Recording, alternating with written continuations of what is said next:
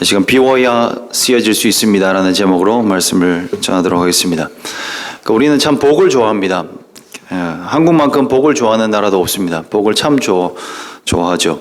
새해 인사도 우리가 새해 복 많이 받으라고 이렇게 인사를 하는데, 신정에도 새해 복 많이 받으라고 인사를 하고, 또 구정에도 또 새해 복 많이 받으라고 그렇게 인사를 하죠. 저는 사실 좀 구정 때 인사할 때는 약간 어색할 때가 있어요. 새해는 한 달 반 전쯤에 했는데 새해 복 많이 받으라고 했는데, 근데 구정에 또 새해 복 많이 받으라고, 새해가 아닌 것 같은데 왜 새해라고 또 해야 할까? 이런 갈등이 사실은 저 안에 좀 있어요, 얘기할 때마다. 그러나 좋게 늘 생각을 하죠. 왜냐하면 복을 원하는 마음이 있는 것은 사실 좋은 마음이에요. 복은 하나님으로부터 내려오는 것이기 때문에 복을 사모하는 마음은 하나님의 그 존재를 인정하는 것이고, 그리고 하나님께 있는 그 좋은 것들을 우리가 받아 누리기를 원하는 그런 선한 마음으로 제가 생각하기 때문에 두 번 해도 좋다고 생각을 합니다. 그런 의미에서 우리 서로 다시 한번 인사합시다. 새해 복 많이 받으시기를 바랍니다. 새해 복을 많이 받아야죠. 근데 무엇이 가장 큰 복인가를 우리가 좀 생각해 볼 필요가 있습니다. 무엇이 가장 큰 복일까? 하나님께 쓰임 받는 것이 그 무엇보다 가장 큰 복이 아닌가, 그런 생각을 해보았습니다. 여러분, 목적대로 가는 것이 우리에게 행복을 줍니다. 길에서 벗어나면 우리 가운데 불안감을 주죠. 길에서 벗어나고 잘못된 길로 가면 참 우리에게 찾아오는 것은 불안감이고 초조감이에요. 많은 분들이 일탈을 꿈꾸는 것 같습니다. 일탈하면 행복할 것 같아서 그 일탈을 꿈꾸는데, 그러나 일탈을 하면 어떻습니까? 행복을 줄 것 같았는데 사실은 불안합니다. 성경이 말하는 그 죄악은 바로 이 관역을 벗어나는 것, 하마르티아라고 하는 말이잖아요. 관역을 벗어나는 것, 즉 일탈을 말하는 것입니다. 그래서 주님이 목적하신 곳이 있는데 그 길을 가면 우리는 행복이 있는데, 그 길을 벗어나면 우리는 행복이 사라지게 되어지는 것이죠. 그래서 우리가 만약에 벗어났다면 재빨리 제 길로 돌아오는 것이 축복인 줄로 믿습니다. 그때 가장 행복함이 큰 거예요. 제 개인적으로 행복을 추구했던 여러 노력들이 있었습니다. 제가 좋아하는 것들이 있습니다. 저는 바다를 좋아하고 커피를 좋아합니다. 많은 분들이 그런 것들을 좋아하죠. 그러나 저는 특별히 더 많이 좋아해요.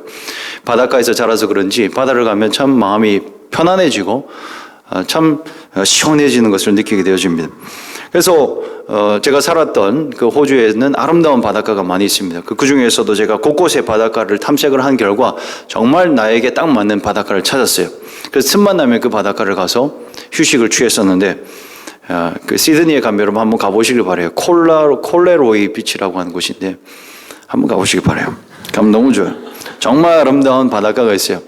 여름 되면 틈만 나면 가세요. 쉬는 시간이 되면 가서 바닷가에 앉아 있는 거죠. 편안하게 비치 의자 그런 거 있지 않습니까? 편안합니다. 누워 있는 듯 앉아서 그 바닷가를 바라보면서 또 정말 향기로운 커피 한 잔을 꼭 저는 뽑아와요. 바닷가 가는데 그 뜨거운 겨울에도요, 뜨거운 커피를 받아가요. 40대 내리 쬐는데도 저는 더 뜨거운 커피를 들고 와서 그 향기를 맡으면서 바닷가를 보고 있으면 세상 그렇게 행복할 수가 없어요. 참 행복한 감을 느껴요. 행복하겠죠, 여러분? 그런데 한계가 있어요. 그 행복은 너무 짧은 순간입니다. 너무 순간적이고 한계가 큽니다. 잠깐 앉아 있다 보면요, 제 마음 안에 어떤 마음이 찾아오냐면 이제 아이들을 챙겨야 하는 그 마음이 찾아옵니다. 아이들이 잘 놀고 있는지 둘러봐야 하고, 그리고 잠깐 앉아 있다가 그 커피 한 잔만 지나 10분, 20분 지나면요, 순간 걱정이 찾아오는데 이 아이들을 언제 달래어서 또 집으로 가자고 해야 할까, 이런 걱정이 찾아오죠. 늘 아이들은 가기 싫어하죠, 집으로. 그래서 아이들을 달래어야 하고, 또 어떻게 이 아이들을 꼬셔서 집으로 가야 하나. 또 그러고 나서 어떻게 하죠? 아이들 3명이나 되니까 이 아이들을 또 씻겨서, 지네들 스스로 못 씻지 않습니까? 씻겨서 옷을 갈아입혀야 되고, 또 차에 태워서 또 집으로 가야 되는데, 그 얼마나 힘든 일일까? 얼마나 먼 길일까? 생각하면서 막막해요. 그리고 이제 해는 져가고 몸은 찝찝한데 밥은 어떻게 또 해결해야 될까? 참 이런 근심 걱정들이 몰려오는 게 사실이죠. 그래서 우리가 추구하는 이 땅에서의 그 행복이라고 하는 것이 아주 순간적이고 너무나 제한적이라고 하는 것을 느끼는 것입니다. 그래서 수많은 여행들을 우리가 행복을 가지기 위해서 찾아다니는데, 제가 느꼈던 가장 좋았던 여행은 비전 트립이었어요. 고생했던, 그것도 가장 고생이 심했던 그 비전 트립이 제 일생에 있어서 가장 행복했던 순간이었었습니다. 좀 고생스러워도 어떻습니까? 내가 주님의 뜻대로 가고 있다라고 생각되어지는 그 순간, 와, 정말 행복하구나. 하나님이 나를 사용하고 있구나. 주님이 나와 함께하고 있구나. 주님이 지금 내 앞에서 역사하고 있는 것을 내가 보는구나. 이것을 느끼는 순간만큼 행복했던 순간은 없었습니다. 여러분, 그러므로 우리가 주님 앞에 쓰임받는 순간이 가장 행복한 순간인 줄로 믿습니다. 하나님 앞에 쓰임받는 행복한 한 해가 되시길 주님의 이름으로 축원드립니다. 이런 의미에서 우리가 축복을 주고받아야 되는 것입니다. 그래서 축복한다라고 하는 것은 주님께 귀하게 쓰임받으십시오라고 하는 의미가 담겨져 있는 것입니다. 그런데 오늘 본문에 근거해서 우리가 주님 앞에 귀하게 쓰임받는 이 축복을 누리기 위해서 해야 될 일이 분명히 있는데, 그것은 뭐냐면 비워야 주님께서 쓰실 수 있다라고 오늘 본문은 말하고 있습니다. 우리는 주님 앞에 쓰임받기 위해서 자꾸만 채우는 일들을 합니다. 지식을 채우려고 하고, 또 우리에게 어떤 물질을 채우려고 하고, 또 우리에게 힘을 채워서 이걸 가지고 하나님 앞에 귀하게 쓰임받아야지라고 대부분을 생각을 합니다. 그런데 성경은 완전히 반대 정신을 우리에게 말해주고 있습니다. 우리가 채운 것들로 쓰임받을 수 있는 것이 아니라 오히려 비워버려야 하나님이 쓰실 수 있다라고 하는 것을 오늘 본문은 이야기를 하는 것이죠.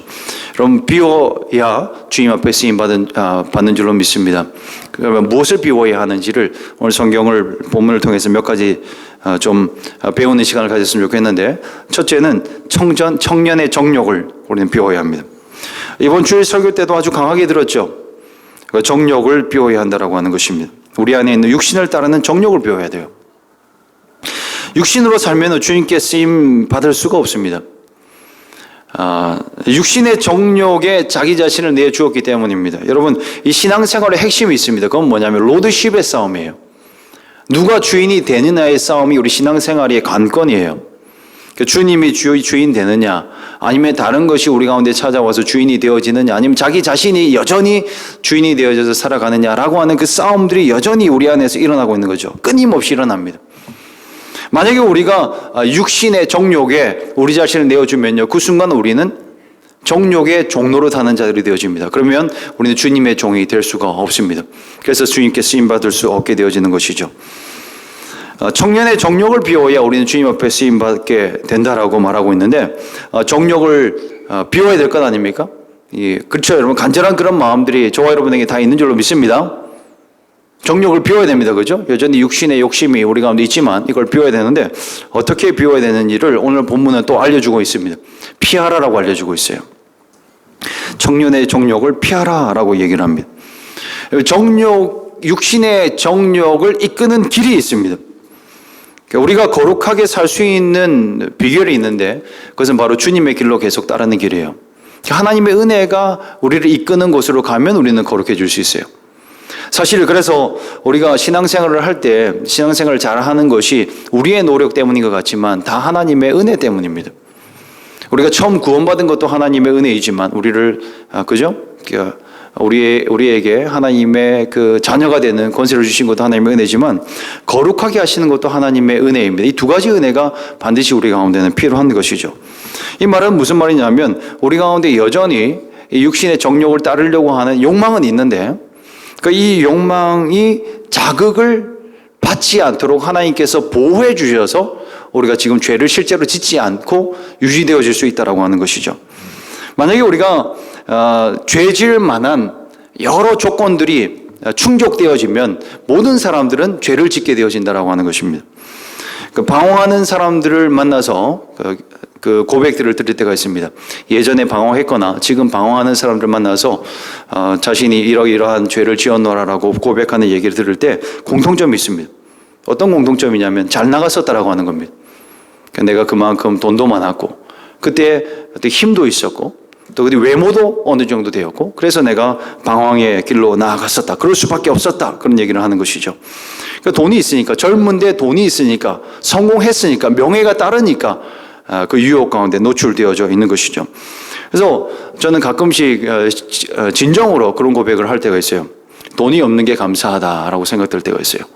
돈이 별로 없거든요. 저는 그 통장에 잔고가 너무 뻔하고, 그래서 이제 그 월 말이 되어지면 사례비가 들어올 때가 되지만 반대로 제 통장 안에서는 정말 사라지는 것을 볼 때가 있는데, 그때 제 마음이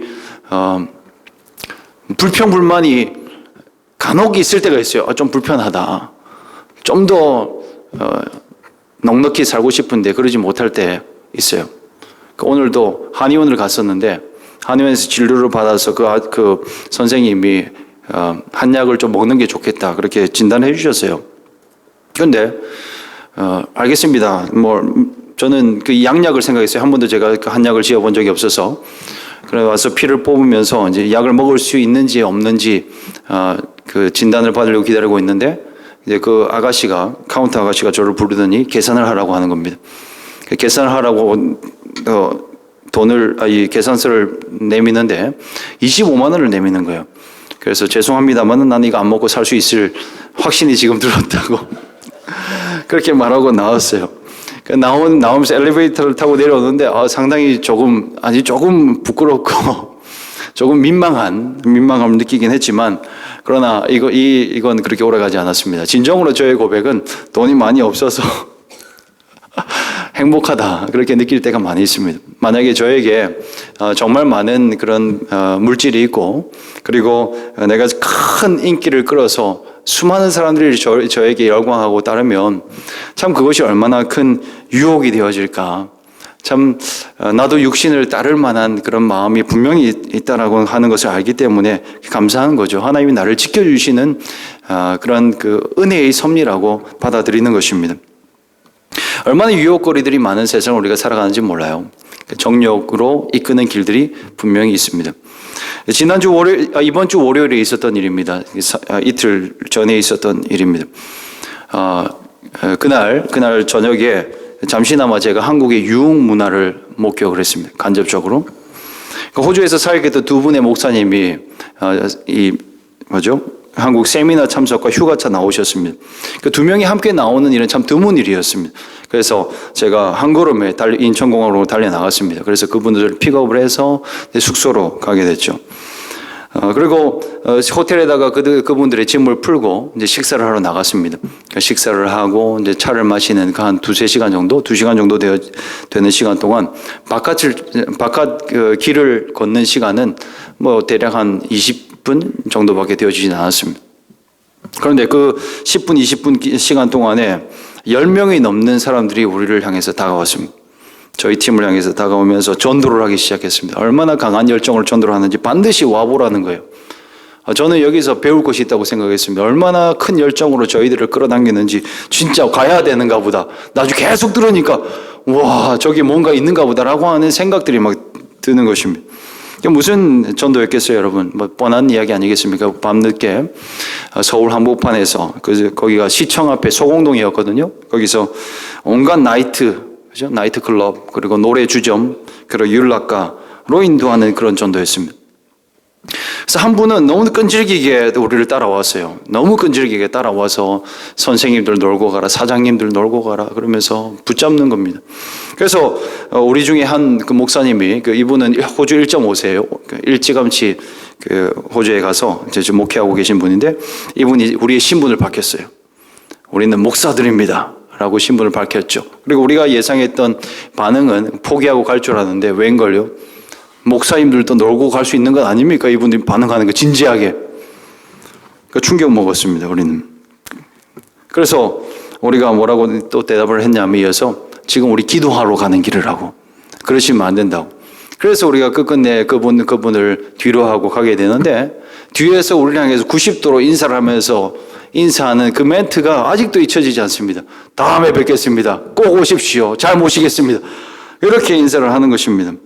여러분, 이 끈질긴 전도를 제가 경험했다는 것 아니겠어요? 이게 지금 대한민국 곳곳에서 일어나고 있는 일이에요. 유혹으로 이끄는 길입니다. 그런데 그분들이 던졌던 몇 마디의 말인데, 이게 얼마나 정말 짧은 그 몇 마디의 말이었는데도 저의 정욕을 자극하는 말이었어요. 지금 여기서 말하기 부끄러울 정도로 정욕을 자극하는 그 얘기를, 그 단어 한두 개 딱 듣는데 그냥 본능적으로 머릿속에서 그림이 그려지는 것입니다. 환상이 그림 그려지는 거예요. 여러분, 이 정욕이 이끄는 길이 분명히 있습니다. 여러분, 길을 피해서 가는 게 중요한 줄로 믿습니다. 하나님이 보호하시는 길, 하나님이 인도하시는 은혜의 길로 가야 되는 줄로 믿습니다. 그래서 자극을 안 받는 게 너무 중요한 거예요. 자극을 받으면요, 나타나는 거예요. 계속 자극을 받으면 결국은 이게 우리의 생각으로 자리 잡히게 되고, 이 생각이 자리 잡히면 우리의 걸음으로 인도가 받게 되어지는 것입니다. 그래서 자극을 안 받고 피하는 게 중요한데, 청년의 정욕을 피하는 아주 지혜로운 방법을 오늘 또 우리에게 말해주고 있습니다. 그것은 바로 선한 일에 힘쓰라라고 알려주고 있습니다. 선한 일에 힘써야 합니다. 힘써서 선한 일을 할 때에는 우리 가운데 헛된 일에 쓸 힘이 없어지는 것입니다. 그래서 선한 일에 모든 힘과 열정을 다 써버리면요, 육신의 정욕을 따를 시간과 힘이 없게 되어집니다. 틈이 없어야 되는 거예요. 빈틈이 없어야 되는 거예요. 주님으로 채우고 주님의 선한 일에 우리의 모든 것을 다 드리면 전혀 틈이 없게 되어지는 것이죠. 그래서 오늘 보면 21절 말씀에 모든 선한 일에 준비하라라고 이야기를 하고 있습니다. 주님이 언제 쓰실지 모르기 때문에 날마다 하나님의 말씀 앞에 나아가고, 그런 하나님의 말씀을 부단히 준비하고 있어야 된다는 것을 말해주고 있는 것입니다. 정말 중요한 일입니다. 그리고 그 준비는 어떻게 하는가? 함께 해나가라라고 또 권면하고 있습니다. 22절 말씀에처럼 함께 주를 깨끗한 마음으로 부르는 자들과 함께 의와 믿음과 사랑과 화평을 따르라라고 얘기하고 있습니다.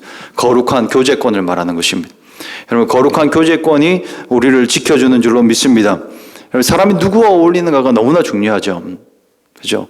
끔난한 사람과 어울리는 사람, 쾌락을 따르는 사람과 어울리면요, 늘 그가 하는 말은 음란한 말입니다. 늘 그가 데리고 가는 길은 유혹이 있는 길입니다. 그래서 그런 사람들과 많이 시간을 보내게 되면 죄를 지을 준비를 우리는 하고 있게 되는 것이죠. 늘 노출되어 있으니까요. 물론 개 중에도 하나님의 은혜를 주셔서 그 믿음을 지키는 사람들이 간혹 가다가 있습니다. 그러나 자기도 모르게 오염되어져 버리는 것입니다. 그래서 우리는 반대로 거룩한 주님의 사람들과 어울려야 하는 줄로 믿습니다. 주님의 사람들과 어울리시길 주의 이름 축원드립니다. 주님의 사람들과 함께 믿음의 교제를 끊임없이 가져야 되는 것입니다. 믿음의 사람들과 교제권을 계속 가지면요, 우리 가운데 유익이 있는데, 그것은 바로 거룩한 자극을 받습니다. 자기도 모르는 사이에 의를 추구하는 마음이 생기는 것입니다. 의가 무엇인지 더 분명하게 밝히 보게 되어지는 거고요. 그리고 믿음의 길을 걸어가면서 믿음의 자극을 받게 되어지는 것입니다.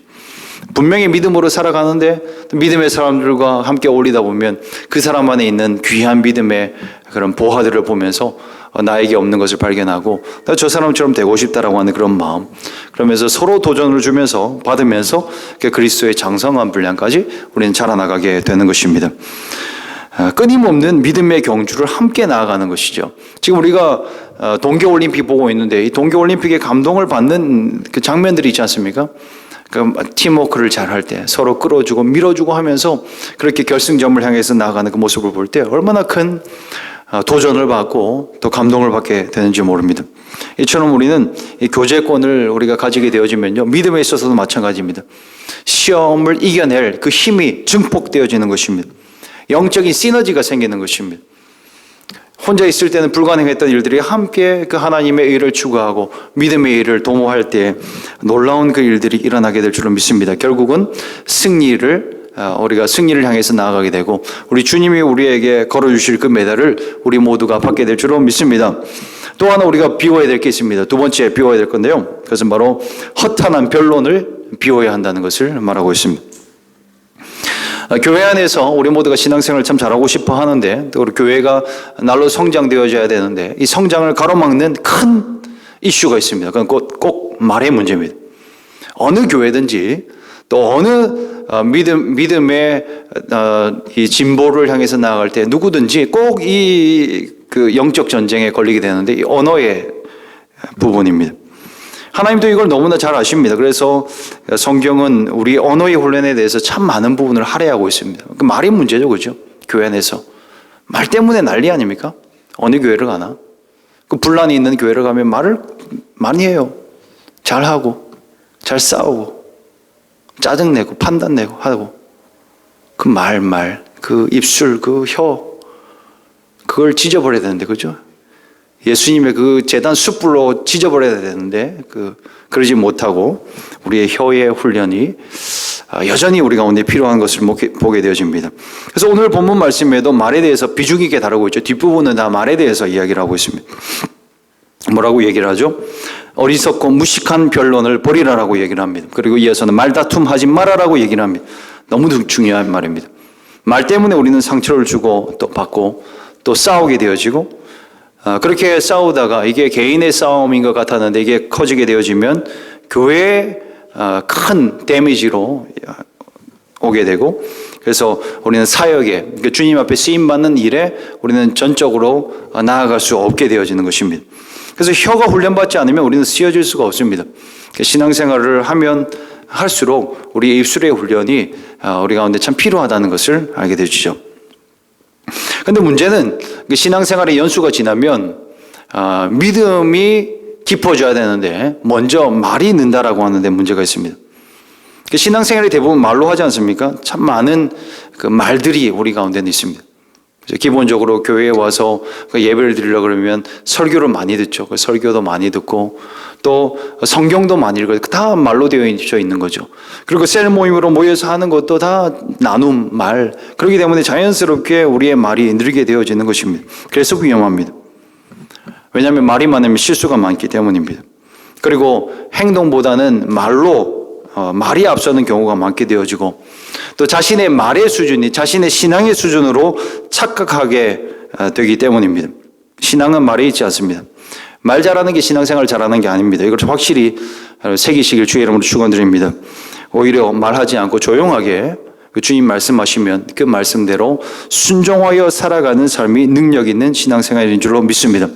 그래서 사도 바울이 고린도전서 4장 말씀에 이렇게 기록하고 있습니다. 그리스도 일꾼에 대해서 말하는 게 고린도전서 4장 말씀인데 그때 19절 20절 말씀에 주께서 허락하시면 내가 너희에게 속히 나아가서 교만한 자들의 말이 아니라 오직 그 능력을 알아보겠으니 하나님의 나라는 말에 있지 아니하고 오직 능력에 있음이라 라고 말하고 있습니다. 하나님의 나라는 말에 있지 않습니다. 아무리 말을 유창하게 잘하고 그럴듯한 그런 종교적인 언어로 자기를 포장하고 있다 하더라도 그 안에 능력이 없으면 하나님의 나라가 없는 것입니다. 여러분 그 증거가 성경 곳곳에 나타납니다. 말의 훈련을 받지 않으면 우리는 주님 앞에 쓰임받지 못하는 그 증거들 그 특별한 인물 중에 모세가 있죠. 모세가 잘 나가고 말 잘할 때는 하나님께서 그를 부르시지 않았습니다. 하나님께서 그를 부르셨을 때 모세는 뭐라고 고백했습니까? 나는 말을 잘하지 못합니다. 그래서 이스라엘 백성도 내 말을 듣지 않았거늘 바로가 내 말을 어떻게 듣겠습니까? 나는 입이 둔한 자입니다 라고 고백을 했습니다. 그는 40년 동안 광야 생활하면서 언어를 잃어버렸습니다. 여러분 언어는 쉽게 잊혀집니다. 생각보다. 이 언어 퇴화라고 하는 건데 언어 퇴화는 생각보다 빨리 나타납니다. 외국에서 오래 생활을 하는 사람들에게서 나타나는 현상이죠. 월요일 날 그분들을 만나서 제가 이렇게 안내도 해드리고 하는데 제가 호주에서 같이 살 때는 몰랐는데 이분들이 말이 어눌한 거예요. 참 어눌해 보였었어요. 그러니까 교통카드 하나 사라고 가가지고 얘기를 하는데 저의 도움이 없이는 사지를 못하는 이 모습을 보면서 은근히 제가 쾌감을 가지고 도와주고 했었는데 빨리 잊혀져요. 오래 지냈던 사람들 만나보면 한국어 어눌하죠. 그리고 그렇습니다. 저도 이제 그런 경험을 했던 적이 있습니다. 20대 중반에 호주로 그 선교 훈련을 갖고 선교 훈련 마치고 나서 이 아우리치로 3개월 동안 남아프리카 공화국에서 이제 24시간 그 외국 친구들하고 계속 어울렸었어요. 그 짧은 시간이었어요.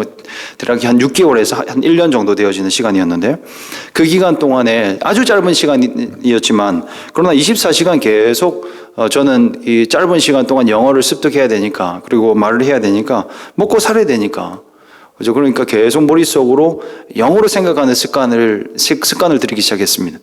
생각하지 않으면 말이 안 나오니까 말하기 전에 먼저 생각하고 말하고 이게 습관이 되니까 저의 생각, 말 그리고 저의 꿈까지도 자연스럽게 영어로 바뀌어지기 시작했어요. 그러다가 시간이 지나고 이 선교 훈련이 끝날 때쯤에 이제 한 한국인 선교사님을 만났는데 이 선교사님을 만나서 교제를 할 때 너무 큰 기쁨이 있었습니다. 그래서 함께 교제하고 이분이 이 3개월 동안 아껴두었던 보화 같은 신라면을 저에게 또 하나 주면서 그 사랑을 또 전해받기도 했는데 그 교제 가운데 우리가 교제를 하고 서로를 위해서 이제 축복 기도하는 시간이었습니다. 그 서로를 위해서 한 명 한 명, 저도 이제 그분을 위해서 기도하고 그분도 저를 위해서 기도하는데 그때 얼마나 저희가 웃었는지 몰라요. 그 이유는 언어는 한국말을 쓰고 있는데 어수는 영어입니다. 기도를 하는데 얼마나 그 어색한 기도인지 몰라요. 우리 하나님 앞에 기도할 때 그냥 나는 기도 잘하는 줄 알았었는데 기도를 막 하려고 그러니까 이상하게 나오는 거예요. 그 영어 어순 아시죠? 하나님 기도합니다. 저 형제를 위해서.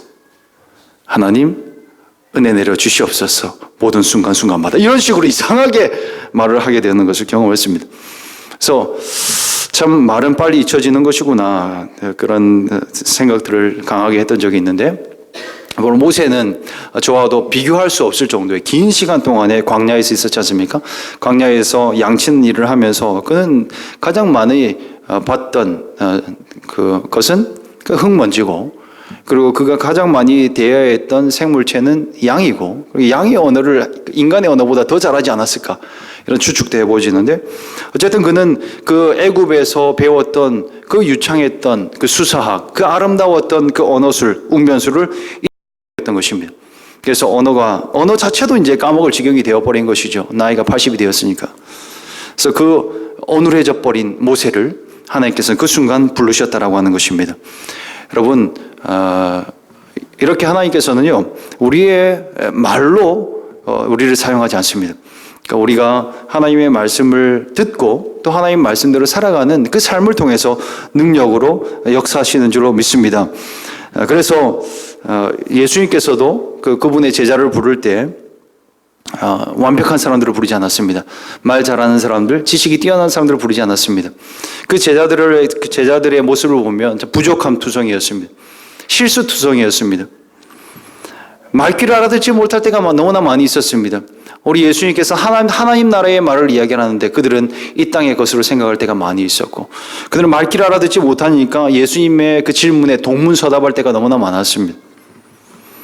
여러분 그런데 이 탁월하신 주님께서 사람을 잘못 뽑으셨을까요? 그렇지 않습니다. 우리 주님께서 그들을 뽑은 이유는요 바로 질그릇에 보화를 담기 위함이었습니다. 약한 자를 들어서 하나님의 강함을 드러내기 위함인 줄로 믿습니다. 온갖 자신의 지식을 자랑하는 온갖 똑똑한 사람들의 변론이 가득한 이 세상 가운데서 하나님은 너무나 단순하지만 그러나 너무나 강한 하나님의 진리의 말씀인 이 복음을 그들을 통하여서 강력하게 드러내게 하기 위하여 그들을 부르신 줄로 믿습니다. 그래서 우리의 삶에 믿음이 자라나가고 또 하나님을 귀하게 쓰임받기 위해서는 이 변론이 사라져야 되고 우리의 언어가 오직 하나님의 언어로 바뀌어져야 될 줄로 믿습니다. 그래 하나님의 능력이 나타나는 그런 사역을 감당할 수가 있습니다. 마지막으로 결론적으로 세 번째 말씀드리도록 하겠습니다. 세 번째는 강한 자를 비워야 합니다. 왜냐하면 하나님은 온유한 자를 쓰시기 때문입니다. 오늘 본문 말씀에 온유함으로 가르치라라고 얘기를 하고 있죠. 여러분 복음의 대적은 뭐냐면요 연약함이 아닙니다. 오히려 완벽함입니다.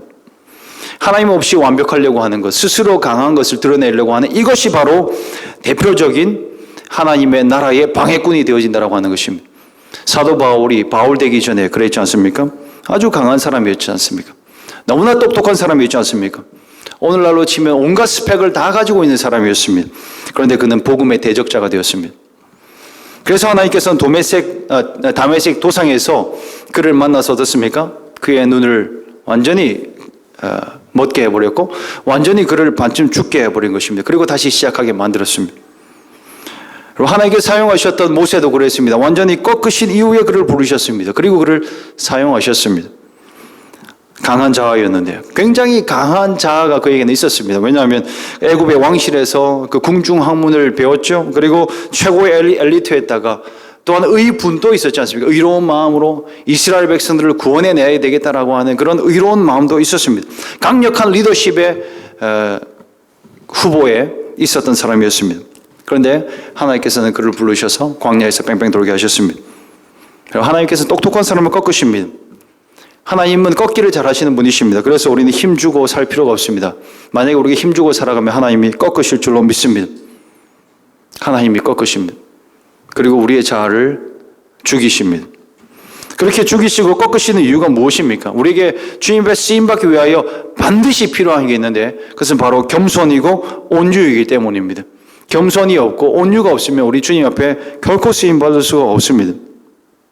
그래서 사도 바울은 주님을 만난 후에 자신을 만삭되지 못하여 난 자 같은, 그리고 지극히 작은 자보다 더 작은 자라고 이야기를 하고 죄인 중에서 괴수와 같은 자라고 자기 자신을 소개하고 있습니다.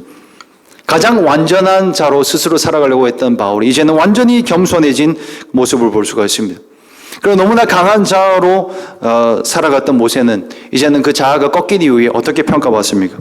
시면에서 가장 온유한 자라는 그런 평가를 받습니다. 온유함으로 다른 사람을 중보하는 자리까지 그는 갈 수 있었습니다. 온유함이 있어야 능력이 나타난 줄로 믿습니다. 오늘 본문에도 사도 바울이 그렇게 권면하고 있습니다. 가르치는데 무엇으로 가르쳐라고요? 온유함으로 가르쳐라라고 말하고 있습니다. 온유함이 빠지면 가르침의 능력이 나타나지 않습니다. 아무리 옳은 이야기를 해도 듣지를 않습니다. 거부하는 것입니다. 그러나 온유함으로 이야기를 하면 사람들은 마음을 엽니다. 그리고 그 진리를 듣고 회개까지 이르게 되는 것입니다. 오늘 마지막 말씀이 그것을 이야기해 주고 있습니다. 그래서 하나님 앞에 쓰임받기 위해서 반드시 필요한 것이 우리의 자아가 꺾이고 온유가 있어야 하는 것입니다. 이 온유는 어떻게 생기는 것이죠? 바로 이 하나님의 연단의 시간 가운데 생겨지는 것입니다. 연단이 없이는 다른 사람을 이해하는 마음이 생기지 않습니다. 온유가 바로 다른 사람을 이해하는 마음입니다. 나도 그때 그랬었지라고 하는 그 마음, 나도 저 환경 가운데 저 상황 가운데 있으면 충분히 그럴 수 있을 것이다 라고 하는 그 관용의 태도, 이게 바로 하나님의 연단을 통과한 사람만이 가질 수 있는 마음이 되는 것입니다. 여러분, 연단이 없는 사람들은 다른 사람을 이해할 수가 없습니다. 그래서 판단이 빠르고 가르치는 것은 확실한 것 같은데 능력이 나타나지 않습니다. 사람의 마음이 움직여지지 않기 때문입니다. 사람들은 이해받기를 원하거든요. 그리고 이해받고 난 이후에야 마음을 엽니다. 그리고 그 사람의 이야기를 듣습니다. 그래서 연단이 필요한 것입니다. 자기만 잘난 사람들은 사람을 변화시킬 수가 없습니다. 그래서 하나님께서는 사용하시기 전에 꼭 반드시 연단의 시간을 거칩니다.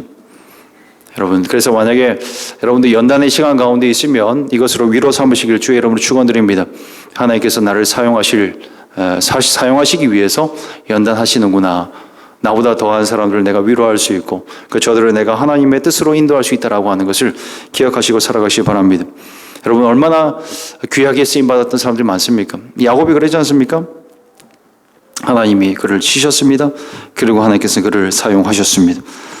여러분, 그 변화받았던 그 야곱, 그 예전에는 자기 자신을 드러내려고 자기 자신이 그 축복을 쟁취하기 위해서 늘 축복 주십시오, 늘 은혜 주십시오, 내가 복을 더 받기를 원합니다, 나만 은혜 받기를 원합니다, 나만 내가 성공하여 잘 살기 원합니다라고 그렇게 힘겹게 살아갔던, 힘쓰고 살아갔던 그런 야곱이었는데 하나님이 치시고 나자 그는 어떻게 바뀌었습니까? 그의 형 에서 앞에서 무릎을 꿇는 자로 바뀌게 되었습니다. 온유한 사람으로 바뀌어졌습니다. 온유함이 생긴 것입니다. 그 온유함이 바로 그를 진정한 이스라엘로 변화시키셨다라고 하는 것을 기억하시면서 우리가 약할 때, 또 환경적으로 절망인 상황 가운데, 또 때로는 자랑할 것이 없는 그런 형편 가운데 있을 때, 그리고 나이가 이제 점점 많아져서 건강도 없어진다라고 생각할 때, 또 더 배워야 될 것 같은데 나는 아는 것이 없다라고 생각할 때 분명히 이 말씀을 기억하시길 바랍니다. 하나님이 우리를 연단시키는 순간이고 이 순간이 바로 하나님께서 우리를 자신의 강한 일꾼으로 세워나가는 순간이라고 하는 것입니다. 다시 한번 주님의 이름으로 축원드립니다. 주님 앞에서 항상 비워져야 됩니다. 청년의 정력 비워져야 되고 허탄한 변론 비워져야 되고 강한 우리의 자아가 비워져야 됩니다. 다 비워지시길 축복하고요. 그리고 온유함으로 다른 사람을 변화시킬 수 있는 그런 능력의 주의 종들 되시길 주님의 이름으로 축원드립니다.